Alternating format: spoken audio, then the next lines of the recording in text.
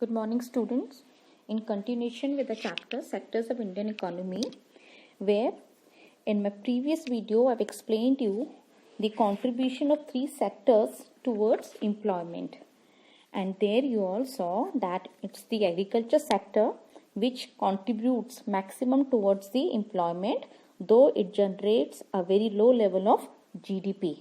And the reason you know very well that why there is maximum employment, the reason because in the agriculture sector maximum people are underemployed or they are disguised.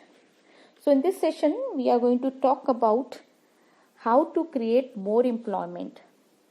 Now children, you know very well that there are number of the people in our country who are unemployed. Now to increase the employment, let's see what policies the government has implemented or promoted to increase the employment in our country. So to begin with it, the very first policy or the program you all can see on your screen, which has been implemented by the government, is banks can provide a loan to construct wells to irrigate their lands. That means there are a number of the farmers in our country who are dependent upon the rainfall for their crops to be irrigated, and due to which they are not able to get a good amount of the income because they are not able to take out 2 or 3 crops in the same year. So what the government can do, if government provides them loan to construct a well, then at the same time they can yield 2 or more crops from the same piece of a land, and that can yield them a good amount of income. Now secondly, dam construction will provide employment opportunities as well as irrigation facilities. Now you know very well that a new dam, if constructed and if canals are dug to irrigate fields, this could yield a lot of employment, right? That means a good amount of the employment could be generated, and within the agriculture sector, the problem of underemployment could be reduced. Next, the next one is better rural roads and more transportation facilities to be provided to farmers to sell their crops. That means that there are a number of the farmers in our country who produce much more than before. Now the problem is that they are not able to sell their crops at the right price because they do not have a proper or a required transport system. So if the government invests some money on transportation, let's say, or on the storage of crops, so that will help the farmers to sell their crops at a good price if government helps in making the rural roads much better. And this will help to connect the rural area with the urban area, and that activity of a government can provide a good employment to number of the people who are staying in the rural areas, right? Now the next could be of the credit local banks input like seed, fertilizers, agriculture equipment and pump set can be bought. Now over here they mean to say that if the farmers, they get this facility of seeds, fertilizers, agriculture equipments, let's say pump sets to draw water, and for this if government can pay them or can lend them money through banks at a very reasonable rate, so this will allow them to buy these inputs that could help them to improve the production activities. Otherwise they all approach towards a money lender and which charge them a very high rate of interest. Next could be government can promote and locate industries in the semi-rural areas to generate employment. Now this is very important, children.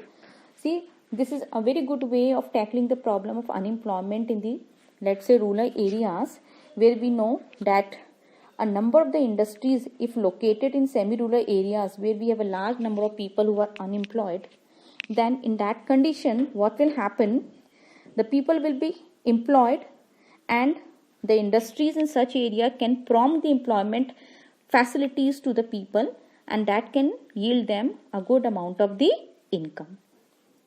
Then the next could be mills like dal mill, cold storage, honey collection centers, processing of vegetable, etc. Now this is also very important because in our country you know that maximum people if engage in agriculture then they all are in disguised.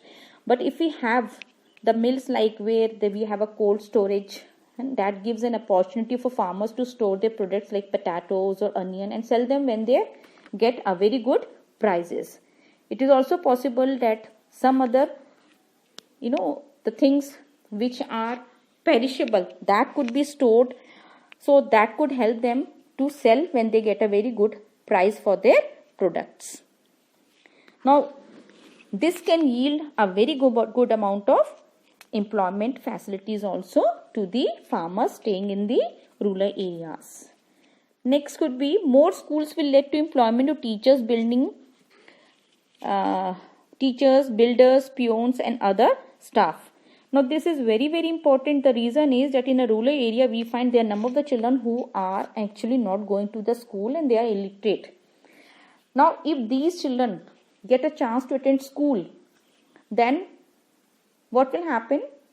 Then a building will be required, more teachers will be required, staff members will be required, and that means that when a survey was done about this by a planning commission, then it was estimated that around 20 lakh jobs can be created in the education sector alone. Now imagine there are number of the people who can get the job in the rural areas by construction of a school buildings, and imagine a number of teachers or peons or other staff who will get the employment over there. Next could be for improving health sanitation. More doctors, nurses, health workers are needed to work in rural areas. Again very important, because in the rural area it is very important to have a health situation facilities. Now you know that if we get a doctor, nurses, health workers working in the rural areas, then these are the ways by which a number of jobs can be created and number of people could be employed.